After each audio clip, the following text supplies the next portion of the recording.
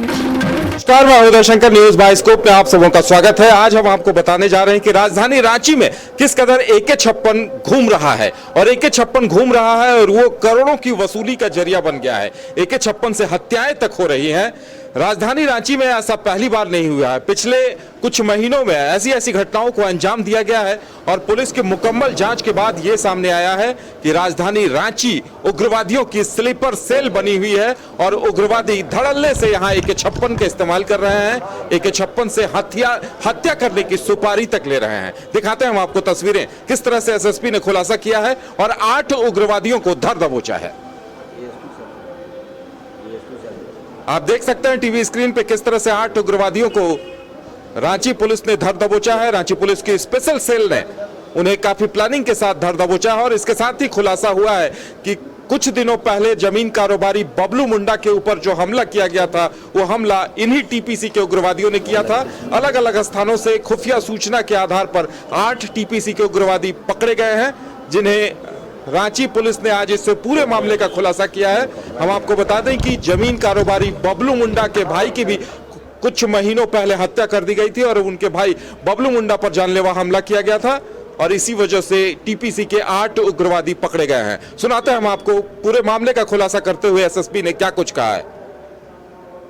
दिनांक 29/9 की संध्या में बबलू मुंडा नाम के कारोबारी जो कि गोरिया कांके में रहते हैं, कुछ समय पूर्व इनके बड़े भाई पे भी जानलेवा अटैक हुआ था। 29 तारीख की संध्या में ये अपने बॉडीगार्ड के साथ, फैमिली के साथ कहीं जा रहे थे, तो बीच बाजार में इनको घेर के इन पे जानलेवा हमला किया गया था, जिस अटैक में इनके जो अंगरक्षक थे अजय सुनार, उस गोली लग गई थी।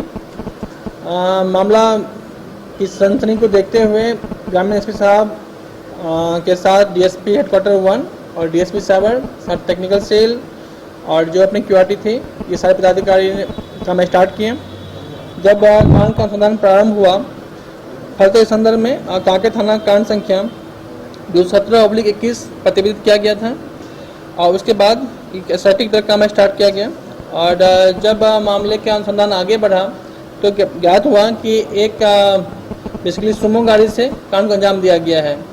अनुसंधान के क्रम में पुलिस के द्वारा एक गैराज से इस टाटा सुमो को रिकवर किया गया था। गैराज के मैकेनिक लालू ने वहाँ के मालिक इकरामुल अंसारी को ये कहते हुए कि हमको ये गाड़ी शादी के पांडवी से चाहिए, वहाँ से हायर किया था झूठ बोल के। तो मैकेनिक लालू पहले गाड़ी रिकवर हुई, गाड़ी के जो गैरेज का मालिक है, इसके कहने पे लालू की अरेस्टिंग हुई और लालू के द्वारा बताया गया कि इनके साथ इस कांड में अफरोज, इरफान, मैनुअल जो गाड़ी का चालक है वो, और इनकी अरेस्टिंग हुई। साथ ही इन लोगों के आगे निशानदही पे कांटारली चौक से इरफान अंसारी एवं राजू, जो कि एज ए शूटर स्पेशलिस्ट थे, जिसके कांड को अंजाम दिए थे लोग, इन लोगों की अरेस्टिंग की गई। साथ ही राजू के कहने पे जो गाड़ी कवर किया गया स्कॉर्पियो के पिछले दरवाजे से, जिसमें उन्होंने दरवाजे को खोल के उसके बोनेट के नीचे AK-56 को छिपा के रखा था, जिससे कांड को अंजाम दिया गया था, कांड में इस्तेमाल हुआ था। इसकी रिकवर की गई।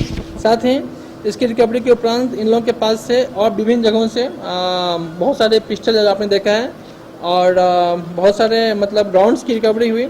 इन लोगों की कन्फेशन में जो ज्ञात हुआ, पता चला कि ये सब जो पूरा कंस्पिरेसी था, या TPC के यहाँ पे जो कमांडर हैं भिखन गंजू, उसके कहने पे इन लोगों ने नीरज भोक्ता के माध्यम से सेटिंग किया था और उन्हीं के द्वारा विनोद गंजू को खत्म करने का।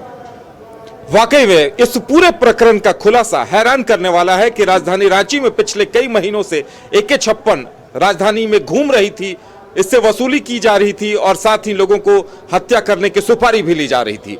ज्यादा जानकारी के लिए इस वक्त हमारे साथ हमारे सहयोगी संवाददाता प्रतीक हैं, उनसे बात करते हैं। जी प्रतीक, वाकई में यह काफी खौफनाक बात है, काफी सोचने वाली बात है कि राजधानी रांची में धड़ल्ले से AK-56 का इस्तेमाल हो रहा था। बिल्कुल उदय, क्योंकि आप देख सकते हैं कि जिस तरह से 8 लोग पकड़ाए और AK-56 के साथ साथ 3 पिस्टल और कारतूस बरामद हुए हैं, साथ ही साथ कैश करीब 2 लाख रुपया कैश भी बरामद हुए। तो आप राजधानी रांची का ये हसर है। इसके पहले आपने देखा होगा कि राजभवन के सामने भी नक्सलियों ने अपना दस्तक दिया था और पोस्टरबाजी की थी। तो जाहिर सी बात है आज एक अहम सफलता जरूर मिली है पुलिस को, लेकिन ये दर्शाता है कि किस तरह से नक्सली या उग्रवादी जो है राजधानी रांची में आके आराम से यहाँ रहते हैं और घटना को अंजाम देते हैं। तो ये काफ़ी चौंकाने वाली बात है। लेकिन हाँ, एक सुकून की बात यह है कि रांची पुलिस को एक अहम सफलता मिली है। और आप ये जानकर आश्चर्य होगा कि बबलू मुंडा पे जब अटैक हुआ था उसके बाद इस जो AK-47 है उसे स्कॉर्पियो के पिछली जो गेट होती है उसका कवर हटा के उसमें रखा गया था। निशानदेही पे ये पकड़ा गया है। और ऐसे कितने क्रिमिनल्स हैं जो कि राजधानी रांची में घूम रहे हैं, अब पुलिस के लिए एक चुनौती बन गई है। वाकई में ऐसा लग रहा है कि राजधानी रांची कहीं न कहीं उनके लिए सेफ जोन, स्लीपर सेल बनकर रह गया है कि कहीं से बड़े हत्याकांड या बड़ी घटनाओं को अंजाम देने के बाद वो आसानी से यहाँ आके छुप जा रहे हैं। बिल्कुल, क्योंकि इसके पहले भी कई नक्सली राजधानी रांची से गिरफ्तार हुए हैं। खासतौर पर इसके पहले आप PLFI के जो फंडिंग करता था वो भी एदल हाथू से गिरफ्तार हुआ था। ऐसे कई नाम हैं जो कि दर्शाता है कि यानी कि यहाँ DGP रहते हैं, SSP हैं या राज्य के आला अधिकारी हैं, बावजूद इनके बेखौफ के अपराधी यहाँ अपना शरण लेके रहते हैं। पकड़े गए वो TPC के सदस्य थे, लेकिन कई उग्रवादी संगठनों के नाम आ रहे हैं। जाहिर सी बात है ऐसे में और भी कई उग्रवादी संगठन होंगे जिनके सदस्य इस तरह से यहाँ रह रहे होंगे। बिल्कुल उदय, क्योंकि इसके पहले भी जीतराम मुंडा की जो हत्या की गई थी उसमें भी इन लोगों का हाथ आने की बात आ रही है। साथ ही साथ अपराध का जो ग्राफ है राजधानी रांची में लगातार बढ़ता जा रहा है। या राजधानी क्या पूरे राज्य में पहले एक तरह से नक्सल साफ खत्म हो चुका था, लेकिन नक्सली अभी भी कई राज्य के कई हिस्सों में अपना दस्तक दे रहे हैं। खास तौर पे चाईबासा की बात करें तो कैन बम बरामद हो रहा है, लातेहार में ब्लास्ट होता है तो डिप्टी कमांडेंट मारे जाते हैं। तो ये रांची पुलिस या झारखंड पुलिस के लिए एक चुनौती बनता जा रहा है और इस पर जल्द ही शिकंजा कसना चाहिए रांची पुलिस को।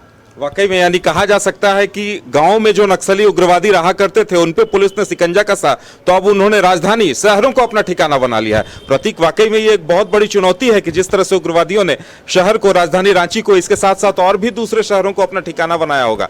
ऐसे में लगता है कि शहर में खुफिया तंत्र को और मजबूत करने की जरूरत है। SSP साहब ने क्या कुछ कहा कि देखिए, जब राजधानी रांची खासतौर पर कांटा टोली से ये AK-47 बरामद हुआ है, स्कॉर्पियो में रखा हुआ था छुपा के, साथ ही साथ कई आर्म्स भी बरामद हुए हैं। तो राजधानी रांची का जब ये हश्र है तो आप समझ सकते हैं कि सुदूर देहाती इलाकों में नक्सली या उग्रवादी या क्रिमिनल्स किस तरह से खुलेआम तांडव मचाते होंगे। तो ये काफ़ी चौंकाने वाली बात है राजधानी रांची में AK-56 मिलना। उदय, वाकई में राजधानी रांची में AK-56 का बरामद होना और उसके जरिए हत्याओं की सुपारी लिया जाना चौंकाता है।